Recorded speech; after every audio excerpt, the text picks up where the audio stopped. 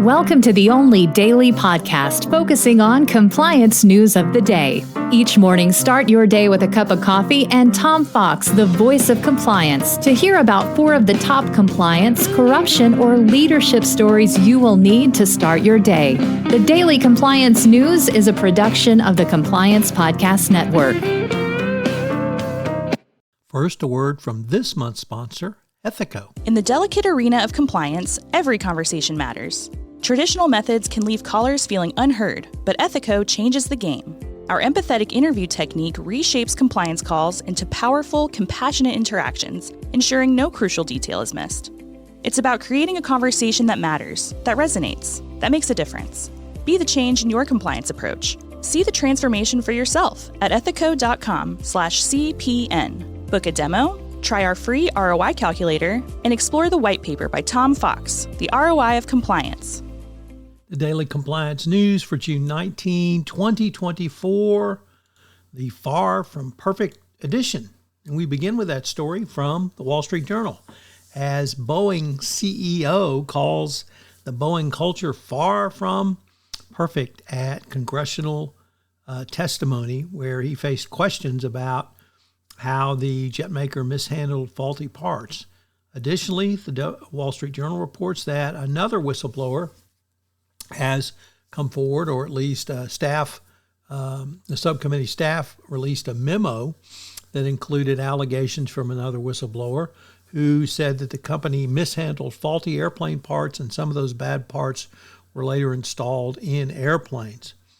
So he said the employee, one Sam Mohawk, said he was told by Boeing supervisors, or at least his supervisors, to conceal evidence of the mishandled parts from federal regulators.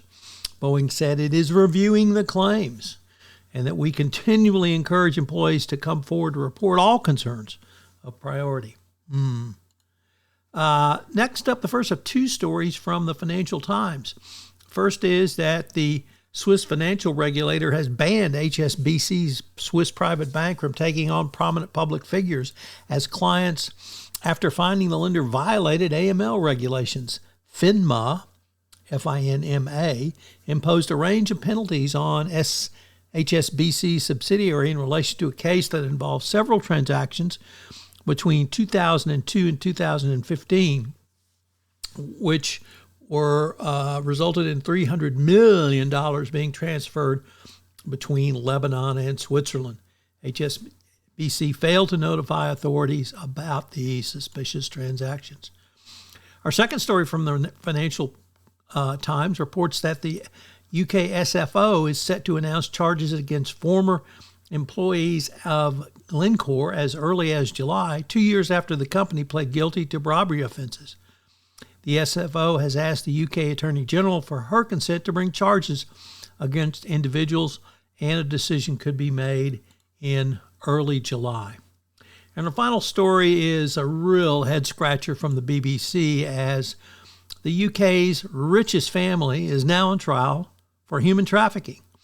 As antithetical and counterintuitive as that sounds, Britain's family is on trial for human trafficking and abusing servants. The second part is well established in British history, but the human trafficking part, well, sorry guys. The Daily Compliance News is a production of the Compliance Podcast Network and a proud member of C-Suite Radio. Thanks so much for listening. I hope you'll join me again tomorrow.